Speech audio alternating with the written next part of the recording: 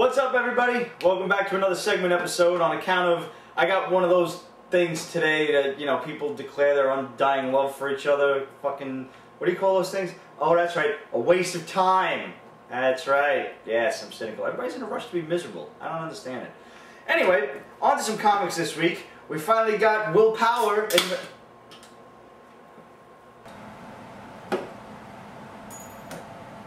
When the hell did you get here? I thought we were doing segments today. We are doing segments. I'm doing my segment now. I'm waiting for you to finish. So let's get on with it. So then, why don't we just do the show together? Ramon's gonna kill us for this. You know that. We can do it together. I just didn't. He's gonna think this is some kind of conspiracy. Yeah, I know. I didn't want Ramon. That's what I was afraid of. Ramon was gonna get pissed off. Yeah. But you were gonna usurp my round table, weren't you? We are. All right, let's just. And now you're burping? Yeah. You're just taking over everything! I wasn't here last week. So, anyway, we got Steve. At least it's like a quarter of a table. Like a little corner or something. Anyway, Vince, we got our Willpower books in the mail. Thank you for the autograph. Thank you for the signed poster. We're going to show these to Ramon, and then we're going to give you a full round table review. Offhand, before we get to this week's comics, there's like nothing but good stuff out this week. I enjoyed like everything I read, Yeah, which is a very surprising thing. So we got a lot of good stuff in store for you guys. But first, a lot of comments on the last YouTube video, which guys, keep them coming. Mason T. Gaines had a couple of things to say. He scolded me, actually, which is totally cool because, hey, I'm not always right. Who the fuck am I? The Dire Wraiths have been around for the last 30 years. They had their own secret invasion in Avengers and ROM in 1983. Pete, how could you not have known this? Several reasons. One, I was 2 years old in 1983, and I actually was not, I never read ROM before, and I was not the biggest fan of the Avengers back in the day. When I first started reading comics was like around, I'd say 1990 or so, and I was just pretty much big into Marvel. I barely touched DC, and even my Marvel repertoire only really consisted of like Spidey and maybe a little bit of X-Men and shit, and some Wolverine, like all the main characters, you know, like I didn't really touch on, main characters is the wrong thing to say, but I didn't really like delve into a lot of the other shit, like Thor. Popular characters. Yeah, like the cliche characters, let's say, which were a lot fewer then than there are now. So I missed out on anything Dire Wraith. That was really, Lou actually said it last week that, you know, they've been around for quite some time. I had no idea. So, Mace, thanks for the heads up, man. And also, he yelled at us for only spending a couple of seconds on the DC reboot. He said, 2 weeks worth of DC reboot, and all you spend is 2 seconds on how dumb it is to renumber them. What the shit is that? We've been, actually, I think we talked a lot about the DC reboot stuff. I'm generally all for it. Been saying nothing but talking. We've been. Well, you're for it because you think that it's. I think it's absolutely necessary. I think this will actually save the company itself, like really? the characters in the company. But it's just a number. It's just changing the number. The only renumbering I don't like is Action, Detective, all the bigger ones, the 4 big ones. They won't do that. They're gonna come back to. You know, on one hand, I guess I have to applaud the balls that it takes to renumber those 4. But they're going to? They are gonna. Redo Action Comics. Oh yeah, they're all starting. And how long is it gonna last? Who knows? But aside from that, you know, I don't want to get into too much of the hearsay and all of like the talk that's going back and forth over what's going to be good, what's going to suck, and this and that until it actually arrives. Yeah. I'm all for everything. I'm taking this entire thing in stride, and I can't wait to see what DC has in store for us after Flashpoint, because I'm really liking Flashpoint, and I think that with all the dumb shit that's gone on in the last 2 years or so, specifically in the Batman universe, which, you know, Batman's always been one of my favorite characters, and they fucked his shit up. And especially now with, like, the whole Superman walking around. Yeah, I think How super is he walking around? Steve just had a minor stroke. DC really needs this. And, again, I don't read a lot of the big, you know, I read Superman, Batman. I'm definitely going to pick up Jim Lee's new JLA stuff. Beyond that, I don't read too much DC, aside from Green Lantern. I'm a big Flash fan. But, you know, a lot of the minor characters, I don't get into as much as I do Marvel. We got a couple of DC guys. Lou's a DC guy. My friend Matthew is, like, only DC.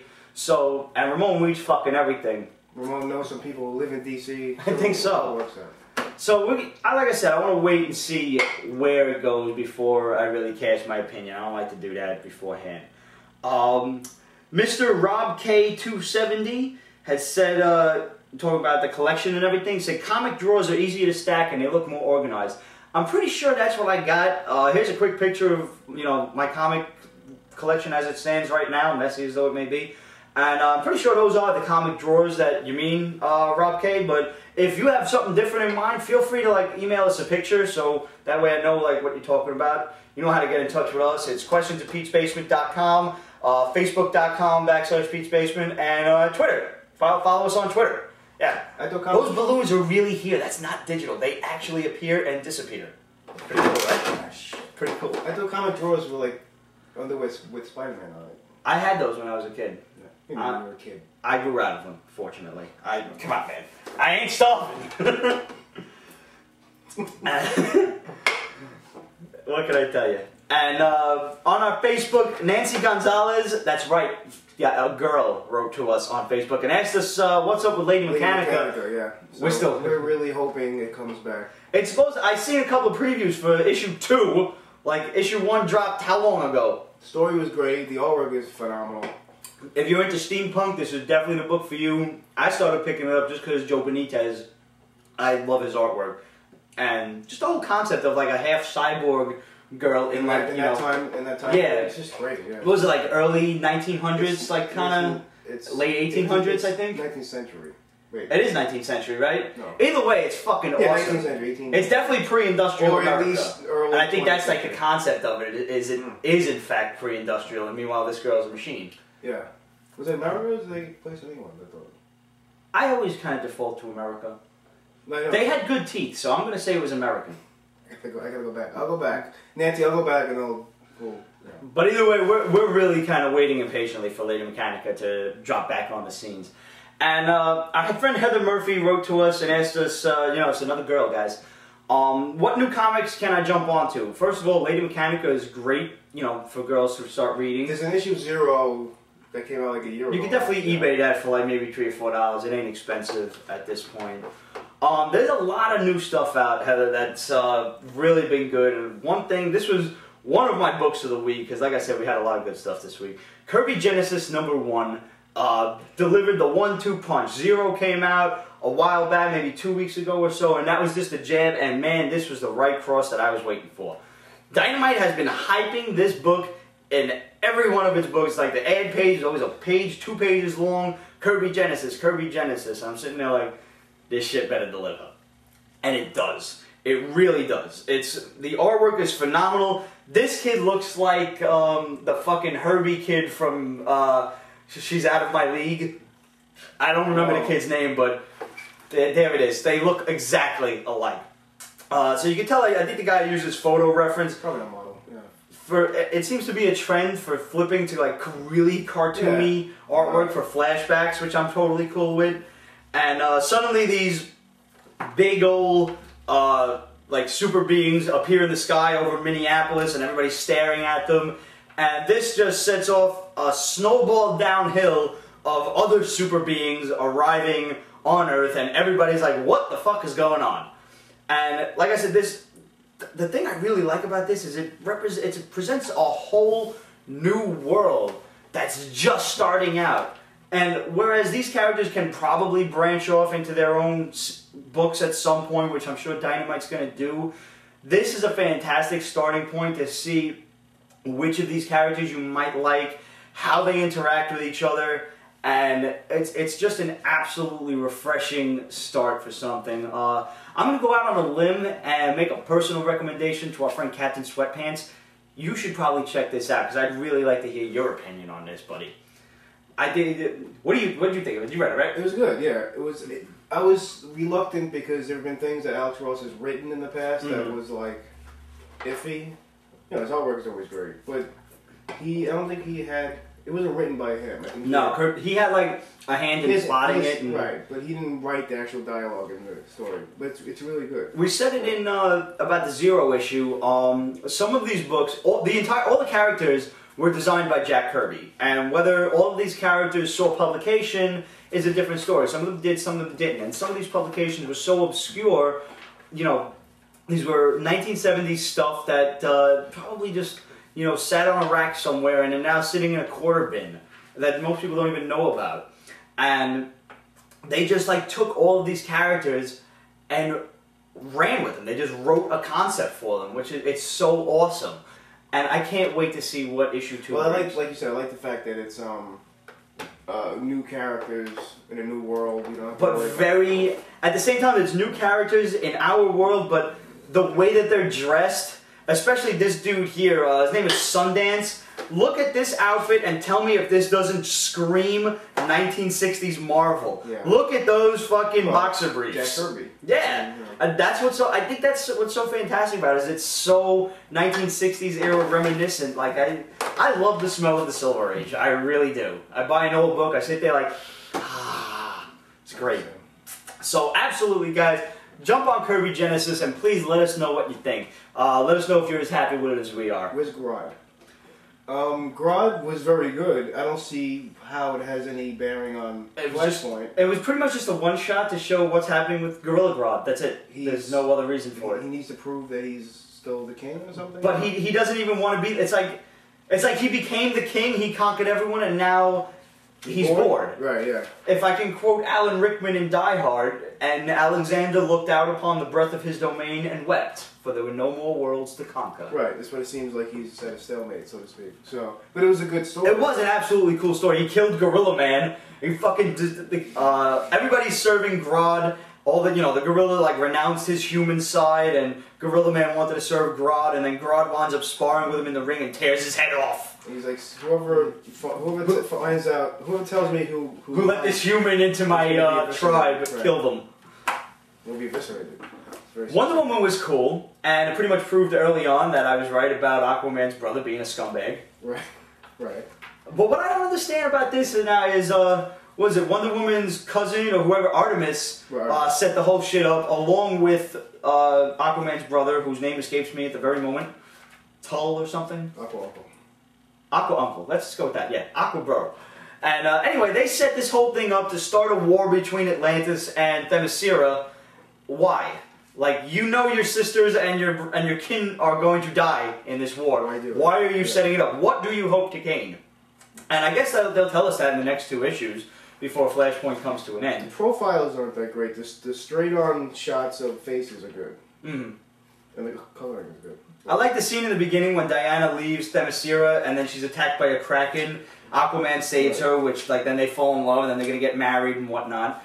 And she says like, what was that? It's like, it was a kraken, a baby, not even full grown yet. The thing's like gigantic. That was like the geek in me from like Final Fantasy loved that. Yeah.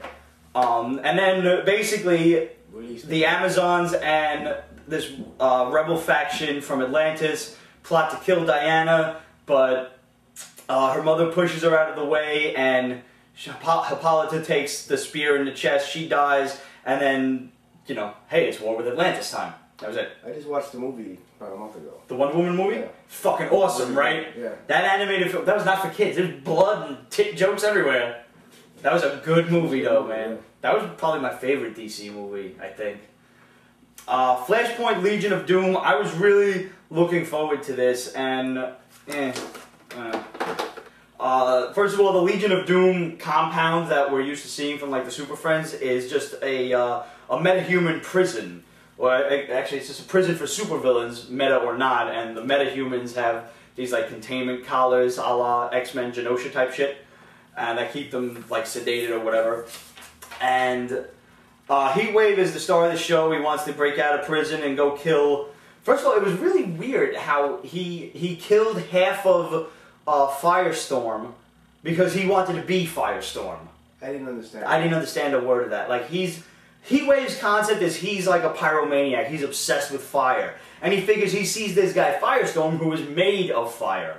Only technically, because Firestorm's power involves, like, changing of the elements of actual matter, not just fire. Right. So I guess that confuses him. He sees fire, he's like, ooh, I want to be fire. I've had enough with setting fires, I want to be fire. So, either way, he kills half of Firestorm, he almost kills a trainload of people, Cyborg stops him, puts him in prison. He hates Cyborg. He wants to go out and kill him. He wants to leave vengeance against Cyborg. So the only like cool scene is this joker of a human being, who is it? Clue Master gets put in prison and he becomes Heatwave's friend, but he's not. And right here at the end, like you see Clue Master, but he like knew. This line is what confuses me. If I knew muling this in was going to hurt this much, I would have asked for more money. And then he starts bleeding through his mouth, and these hands come out of his mouth, and you kind of see where this is going. And lo and behold, here's Plastic Man, who kind of just like fucking comes out of like this dude's stomach or whatever, and he's gonna break Heatwave out of prison. Why does Plastic Man wear sunglasses? Is there a reason? Just a character trait? I think it's just a character thing. I mean, he was made in the 30s. Plastic Man was like a really old character. I used to watch the Plastic Man cartoon show. He was very comical. Yeah, but he's also a criminal. He started out as a criminal before he like renounced his evil ways. Right. So obviously in this world of Flashpoint, he's still a villain. Right. The book ended cool. It had like a kind of a hokey start. I'm probably going to stick around just because of the title. I like the Legion of Doom, you know? Right. And I want to see if maybe Heatwave makes his own like supervillain team and maybe takes over the prison or something. I want to know where it's going, but I'm not going to recommend it to any of you guys. We'll tell you about it at this point. Because they're going to probably eventually have a big Flashpoint collected edition anyway. So. I don't think I could recommend Grodd either. Like, it was just a one-shot, and I mean, if you're a big Flash fan, absolutely pick it up. It was good art and it was a good story, but... If you like monkeys, pick it up, you know? Don't give me any shit about gorillas aren't monkeys. Fuck. They're all monkeys. Speaking of monkeys, Batgirl. Ah. I'm not good with segues. That's okay. The story... It's you haven't been reading. I think maybe yeah, it's just fun little stories. But she goes to England to meet with who's Batman. There is called Knight. Yeah, I guess Knight and Squire, right? Knight and Squire. So she meets with Squire. She gets into a little shenanigans. But there's a scene here. They go to England, of course, and what's the most famous shot in England, as far as I'm concerned, is walking across Abbey Road. So. It's not supposed to be them. I think it's supposed to be... This had like a Steve Geekgasm. Yeah, I got very excited when I saw that. So, and you know, it's just a fun little story. So that's Batgirl. And then... Superman Batman was great. Superman Batman was awesome. As far as DC goes, it's the book of the week for me.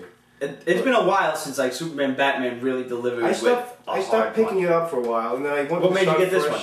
I wanted to start fresh with a new story arc, and just it looked, I mean, just from a look, it looked like a good... Right, basically, look at the cover. I mean, this guy's got a newspaper stuffed in his mouth. It says Batman's Secret Revealed. Title of the story is The Secret, Part 1. It's only 3 issues long. Basically, what happens is that there's a reporter who found out Bruce Wayne is Batman. And Batman learned this and is trying to... and he's dead now, so of course the first... Everybody's first thought is Batman killed him. Did it. Of course, we know he didn't do it. But he's trying to... There was evidence that the reporter had that Batman is at least trying to find to destroy. So he's doing all this weird stuff so that they think that he did. Batman's kind of chasing his tail throughout this because it even says it like, you know, Batman doesn't really make mistakes. And average people make one mistake every now and then. Right. I've prided myself on being above average. He made a point of saying, like, the mistake that he did make, it was early on, that he just had so much going on that he just... Something that just slipped through. And if you've ever read Batman Year One, I highly recommend it. It's very much a fledgling Batman, really making mistakes. Like, you know, like it was like his first year of crime fighting, and this harkens back to that, and it does it really, really good artwork, good dialogue. I think my favorite scene though is when Clark Kent is on the train. Yeah, and he's trying to write out what he needs to do, and all of a sudden, like, he's like, hold on a second. He goes out and he sees like there's a fire going on, and he's like, wait. And he's back in the train. That was the best scene. That was good. It was a really good story. So if you're looking for just a out-of-continuity, quick, good Superman-Batman tale that only has Batman as Bruce Wayne, Superman's flying, he's not fucking walking around. He's in Gotham City, everyone's like, leave Gotham City to us. And he's like, what are you talking about? You know what? Speaking of leave Gotham City to us, one of my favorite scenes was actually when Superman is talking to Commissioner Gordon, and he's like... you know, if you really want to, Commissioner Gordon says, if you really want to do something, you could talk some sense into that buddy of yours. He's not really the best listener. He's like, tell me about it. He always disappears in the middle of a... And then Superman's gone. Yeah. That was fun. That was good, too. A lot of good scenes. The humor's there. I really like the interaction. Batman, Superman. Yeah, because he's like, listen, I don't need your help, and he's like, you know, for once you're wrong. Right, they call each other by their real names because they know, you know, they know each other. And the artist and the writer are unknown to me, and that's lately, in my opinion, has been a trend, and that's a good trend. That they're just probably starting out, and they're good. They're actually good at, you know, writing good. Good show, guys. Superman, Batman, 85. Go pick that up. Now, these green wakes, these are. This was recommended to me for a while. Number 1 finally came in the mail from eBay. So I got 1, 2, and 3 here. I believe this is a 4 or 5 issue long stint, but I'm going to read these finally, and I'm going to get back to you guys next week. Another one is Nonplayer, which I'm still waiting for, which is basically about one of those massive multiplayer online RPGs, or whatever the fuck the acronym thing is. Either way, it's kind of like, well, what if it comes to life or some shit? I'm not even sure the plot. I'm just waiting for it to come in the mail because it was recommended to me by the guy at the comic shop when I asked him about Green Wake, and he told me about, you know, Drums, which was another fucking awesome one. Well, yeah, I heard somebody mention Drums. Yeah, so I figure once I get everything together, I'll, you know, we'll do a review of everything that was recommended to us. Because, guys, we love it when you recommend us stuff. That's like, you know, we don't get to see everything, and sometimes shit passes us by. So please, let us know what you're reading, and that way, you know, we can get up on it too. That's what we're doing here. So, yeah, so return the favor. Weird. Really weird. Speaking of recommending. Holy shit. Ramon picked it up first, and he showed us, and, you know, I'm a Joe Hill fan anyway. I like Lock and Key. We talked about it before. His books are good too. I mean, they don't have pictures in them, but Horns, and then the one before that was called Heart-Shaped Box. And they're both really crazy and good and awesome. This is a fucking crazy book. This is the Legacy Edition. The original came out a while back, but you can still get on eBay for fairly cheap. So like maybe, I think I bought it for like $6 or whatever. This is the Legacy Edition, which has the script in the back, which I really didn't care about, but I bought this anyway because actually I wanted to give it to a friend of mine, and I really, really like the retailer incentive cover, which has the cape itself on like a branch in the tree, and it's very reminiscent of the Superman 75 cover with the actual interior cover. It was I think it was the second print that had that cover. I don't think it was original, right? Yeah, there was a second print that actually showed Superman's cape on, you know, like blowing in the wind. You know, that's how Super Stephen got his powers too. The cape? Through a cape that he found. But Super Stephen was a good guy. He's a good guy. This guy is not so much. No. This guy is basically I don't want to reveal the ending because it's just so what the fuck awesome that you just have to go buy this. Just spring the $6 for this. This is so worth it because it's double sized and all. Or buy the original on eBay for the same price. I don't care. Just get a hold of this book. It's so good. And please write us and let us know what you think of it. Basically, this guy is like a down on his luck dude. He's living in his parents' basement, and he finds this while he's going to live, you know, back with his mom because his girlfriend left him and he's out of a job. I think he has some sort of disability, like he has probably. Is that like ADD or some dumb shit? Some issue, yeah, he has some issue. But his girlfriend leaves him. He doesn't have a job. He's suffering through like drug addiction. He's a fucking loser. Yeah. And while he's sleeping in his mom's basement, he gets cold and he finds this old cape that he used to use when he was a kid and he was playing. Once he was playing, I think, as a kid, and he jumped out of the tree and he was suspended in air for like he said, but not really. Like, he just says like it seemed like I could fly.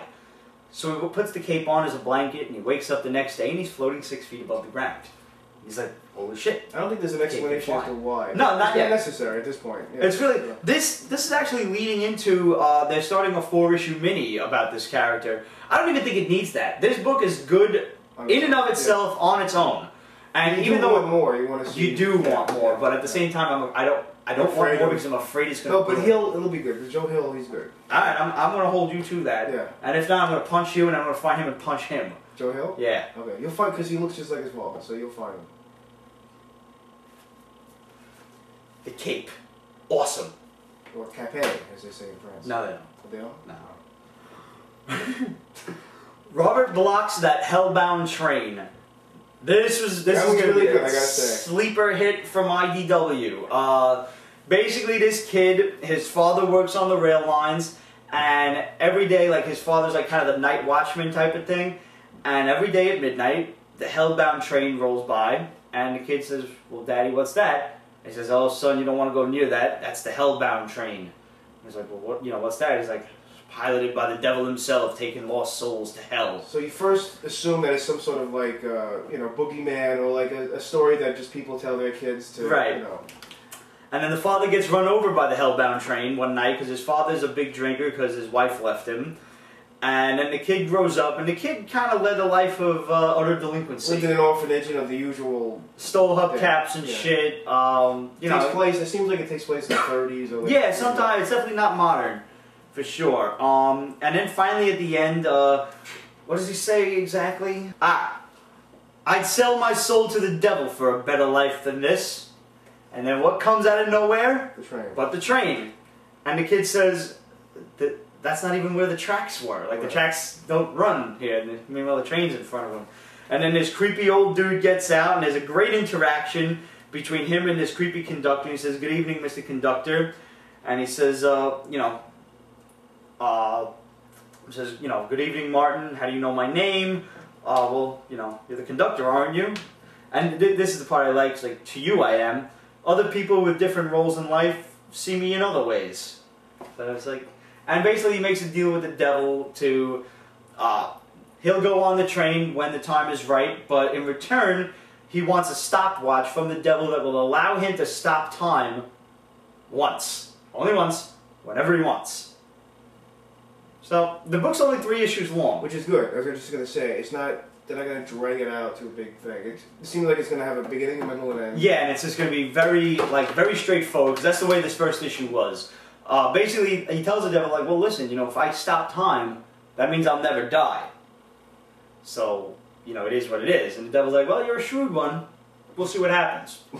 So, I'm really anxious to see where this is going. And our dear friend Amber Love had posted something on her Facebook about this as well. She really enjoyed it too. She's a big IDW. Yeah, she is. So. But she also likes like those weird horror books too. So yeah. I'm glad she enjoyed this too. But as soon as I seen that, I was like, yo, I just finished reading that. That shit was awesome. Definitely a creepy book. Another one you may want to jump. I've been talking about these for a while. Soldier Zero issue 9 just came out. These were books that came out a while ago, and I'm still really happy to say that the artwork is good. The story keeps getting better and better. The reason I'm bringing this particular book up is they're doing a very good job with interacting, but not interacting. The 3 books, there's The Traveler, Starborn, and Soldier Zero. And now Soldier Zero at the end right here, these aliens come down to Earth, and they are the Pride, these lion-type creatures with big bull tusk horns that come out of their head. And they are one of the main antagonists from Starborn. And, you know, it's going to be cool to see how they react to each other, whether they're this Soldier Zero guy, they view him as a bad guy or not, because in Starborn, which I really thought this was interesting, the hero of the tale is this human, and you find out that Earth was basically like the penal colony for outer space. Like, there are humans out in space, and they send all the assholes to Earth. Like they did with Australia. Yeah, pretty much. Earth was the big Australia for outer space. And there was this guy, the Emperor. He was a human, and he had this weird, like, Guyver gauntlet type thing. Right. And now the main character in Starborn is the son of the Emperor. And the Pride, these lion creatures, and these other several aliens, who all seem actually like, if you're reading Starborn, they seem like they're good guys, except for this one particular group of snake-in-the-grass assholes, who are kind of like playing everybody for stupid. Right. But anyway, what you find out, which I thought was really cool, like there's this other ninja babe who like has been this guy's neighbor for years, but she's secretly been there on a mission to protect him and make sure nothing bad happens to him, because he's the Emperor's heir. Right. And, you know, these people killed the Emperor, so he has to take over. But what you find out is, like, the Emperor was evil. Like, he was a bad guy. So and he was, like, ruling over everybody with an iron fist. He was a tyrant. So his heir has to decide whether or not... Yeah, he's like, wait, my father was an asshole? Was he... the line in the book was like, wait a minute, so my father was fucking Space Hitler? Like, I thought it was really cool. Like, and, you know, that's why I'm saying, like, maybe the Pride aren't the bad guys in it. So that's why I don't know if they're going to try to recruit Soldier Zero for, like, you know, some sort of interaction with this dude in Starborn or what. Is this something that people should can jump on, or should they start from the beginning?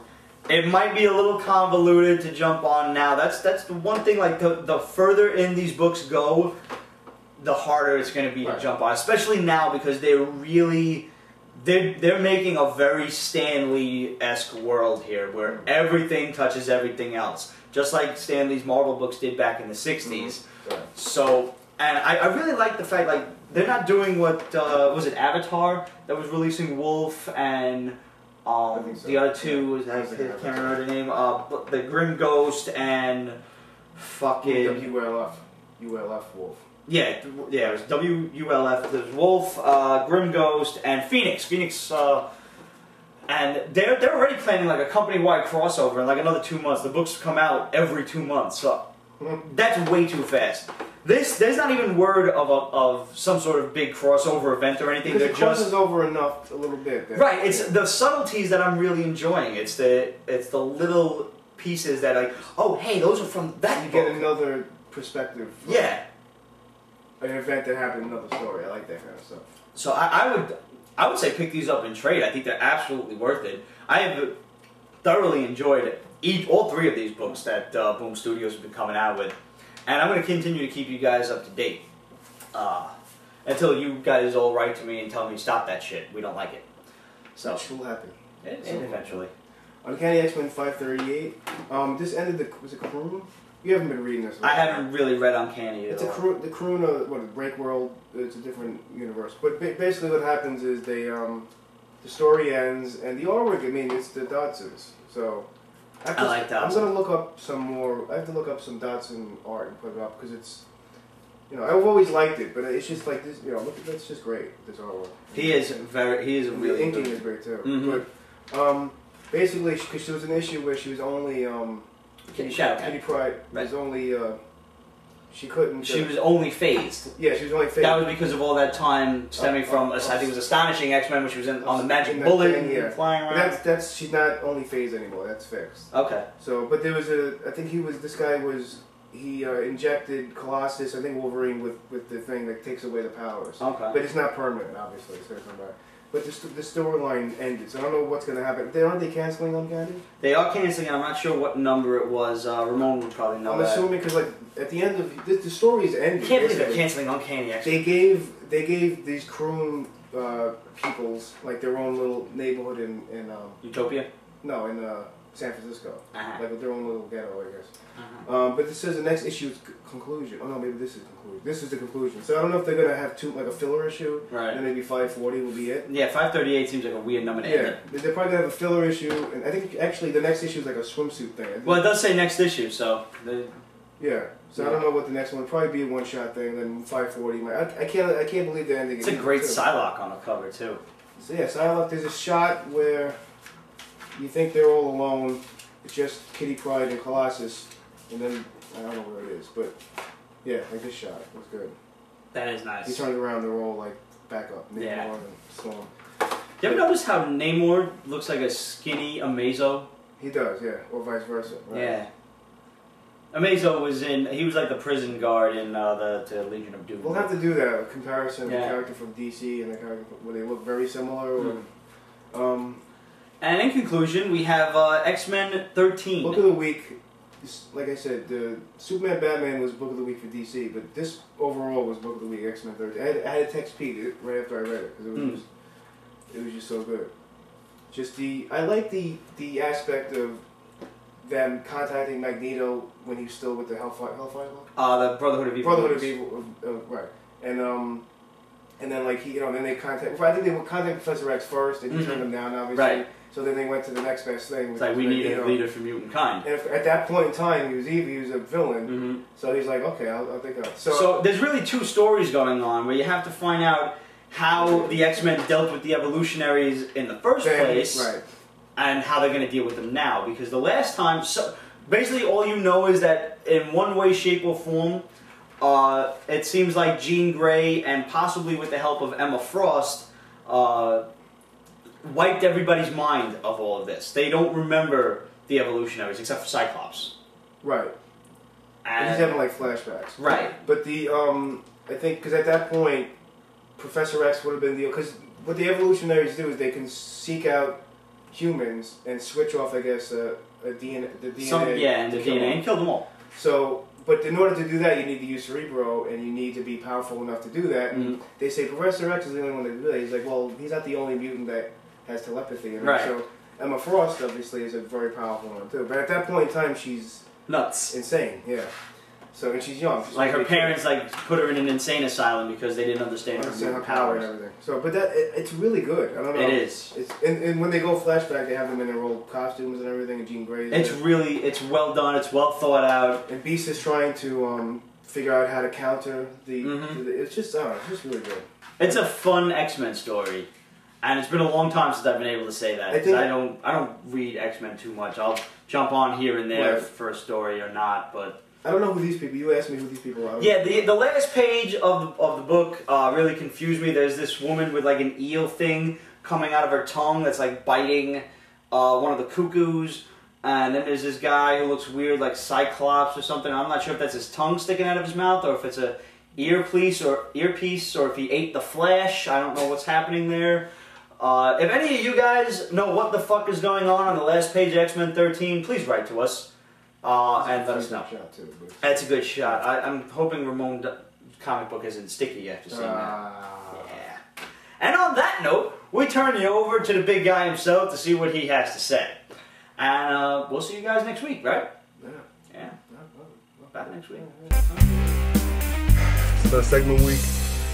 Why? Because Steve's fault. Steve, and had 6 books this week, 3 books last week. You know, we just might have to replace his ass. Maybe we're a Yankee fan, because I know he's a Met fan. Anyways. It was a okay week. There were some good books, there were some shitty books. Let's go. Aspen, Executive Assistant Iris, Volume 2, Number 1, from 0. This is from Aspen, their hit book. A hit book for them. It's alright. The fact is, Aspen's fucking late with the books now. And I'm not really appreciating that shit. And it turned out to be like a really limited trick pony. You know, there's only so much you can ride, Soulfire and Fathom, whenever the fuck they decide to come out with that shit. You know,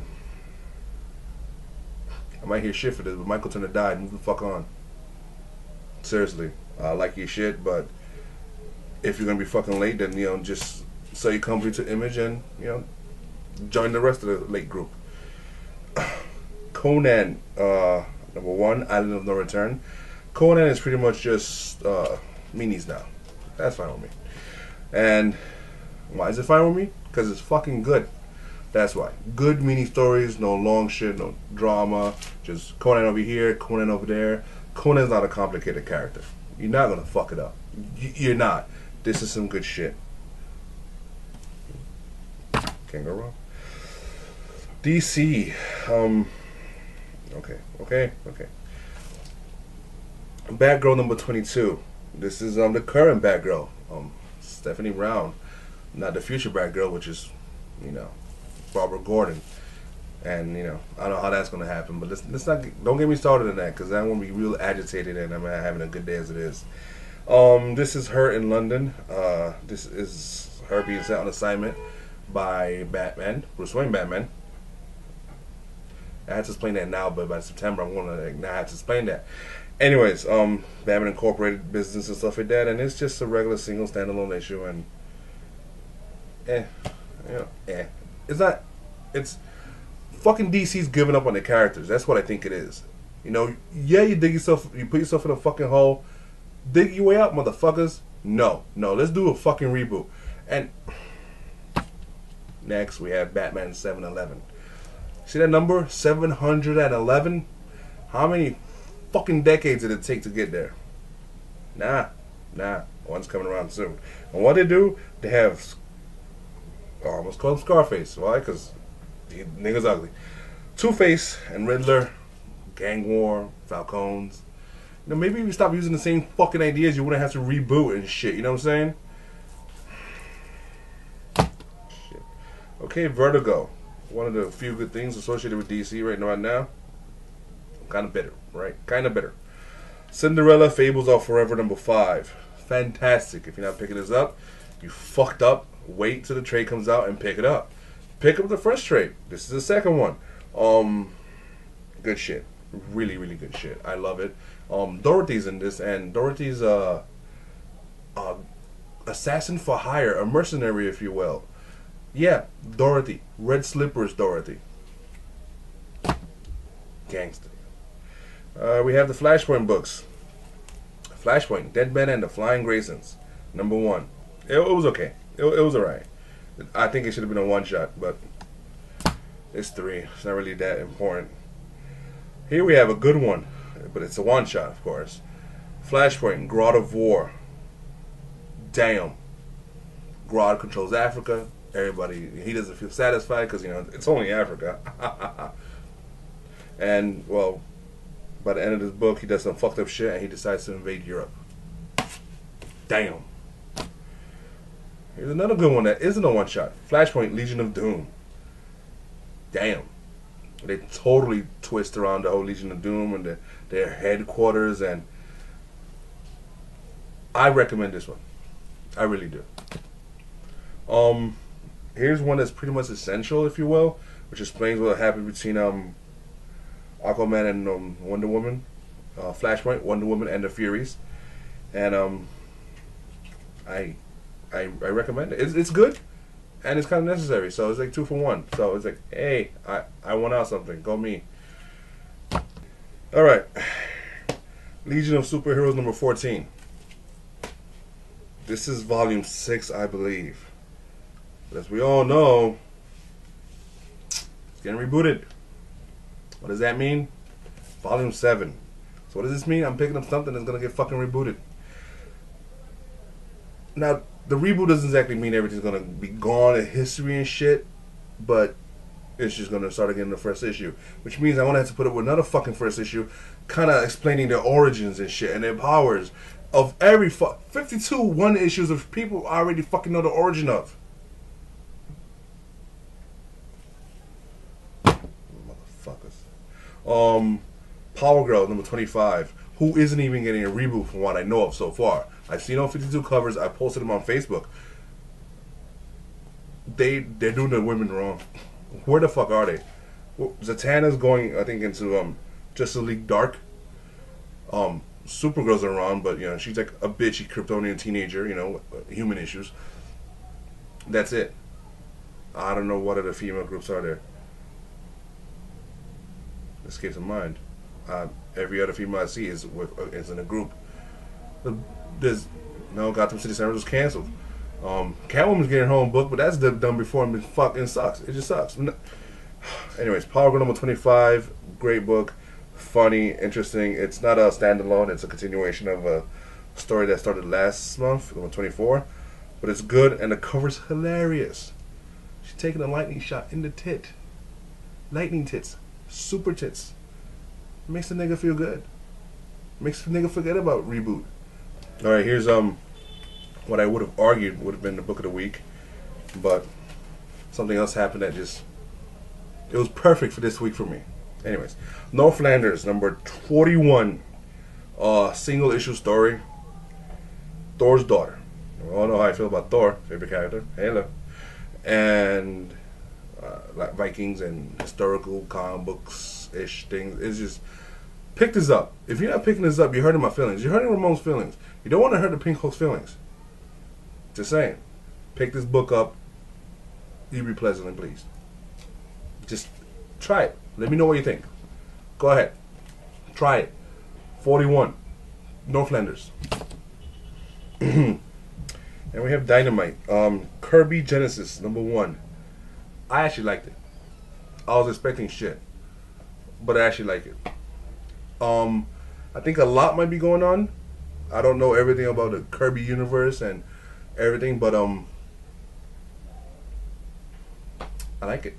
It really is cool, and the way the character in this, you know, goes a la Deadpool and breaks the fourth wall, I believe. Yeah, fourth wall. That was really interesting. I'm really starting to like this and build momentum for liking it and looking forward to it. Right now, it's definitely not in there. There's very few books I look forward to. Warlord of Mars, Deja Thoris, number 4. This is one of the books I'm glad is ending next month. It's filler. It really is just filler. It's not even like really essential for Warlord of Mars. It's just filler and just another opportunity to show girls scantily clad, which normally the geek pervert in me is alright, but it's $3.99 and it's. Here's a book I look forward to every fucking month since I first discovered it. Since I went crazy getting trades, I'm still not done. And after a while, I just stopped and just started picking up the issues too until I catch up to the trades. Anyways, Invincible number 80 came out. The cover looks crazy. The story is fucking fantastic. All right, it always has been. Period. Kirkman, Robert Kirkman, he's the writer of this sexy little thing. Even though he's doing the evil thing by working with Leafield, he writes something in this one little box, the bottom of the page. There it is. Did you like it? It made my fucking day. I hope it made yours. Book of the week. Witchblade 145A. It's a standalone story before a big event or a big arc. Would I recommend it? Yeah. Especially now that I know Ron Mars and Deadman Sayek are leaving. Definitely get on this and appreciate their shit before they abandon ship. Oh, we have X-Men books now. It's all I picked up from Marvel this week, which is weird. Anyways, X Factor 221. It's good shit, but this book is not jump on friendly. It is not jump on friendly. Not jump on friendly because there's so much shit going on that I know about it because I've been picking up this book for at least a year now. But it's not jump on friendly at all, and it kind of sucks because I want the fans to get on this. At the beginning of this book, there's always David, the writer, Peter David, discusses what's been going on. I don't think it's enough, but it's good enough if you could read it and pick up an issue and get a good vibe for it. I say go ahead and run with it. It's $2.99. It's a worthy gamble. You know what I'm saying? Good book, very good book. I do look forward to it every month. It's just for the fans. And then we have X-Men number 13. It's kind of interesting. A lot of going back and forth in history, which is kind of annoying. I don't like them to do the whole showing shit that happened in the past that nobody knew about. Don't live in the past. Stop that. Move the fuck on. But the characters are interesting. Somehow they added the Eternals in this, which is interesting because that's a whole different universe than mutants and all that shit. But they're making it work, and it's a good book. I really think it's a good book. It's better than that vampire shit, definitely. But I'm not gonna compare it to shit. It's just a good book, period. Compared to the vampire shit, it's way up here. But it's really just a good book. Speaking of shit, X-Men Prelude to Schism, fucking total waste of money. This is just some shit about Cyclops being all introverted and talking and thinking about himself and what he's gonna do and what he's been through and how he's a leader and how, you know, he's been the leader since the 60s, yo. I don't know how much time is that in the comic books, but for us, we've known him for 40, almost 50, gee, oh my god, a while. And you know what? You haven't got used to being a leader. Yeah, quit, motherfucker, quit.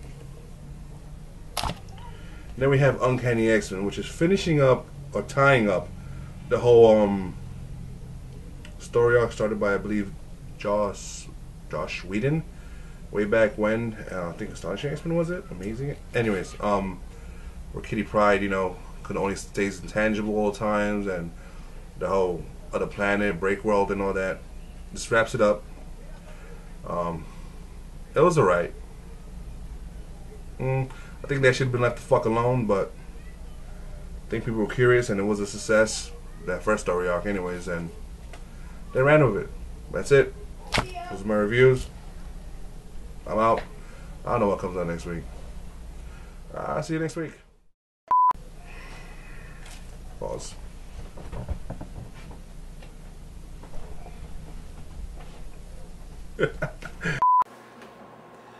Alright, you ready? Yeah. Alright.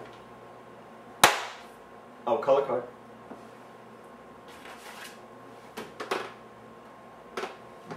Whose hand was that?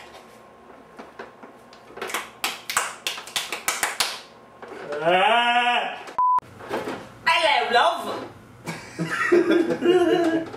Don't call me that again. Alright. I've got blisters on my fingers! And Heatwave is in prison and he's looking to get out. Classic. Stupid phone.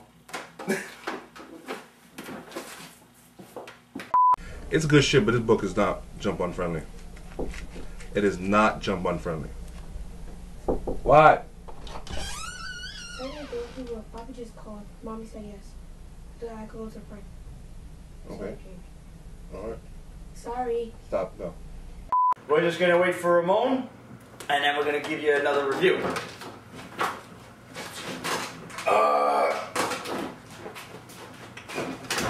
I feel bad he's not there. I understand. Just for the record, that's not on camera.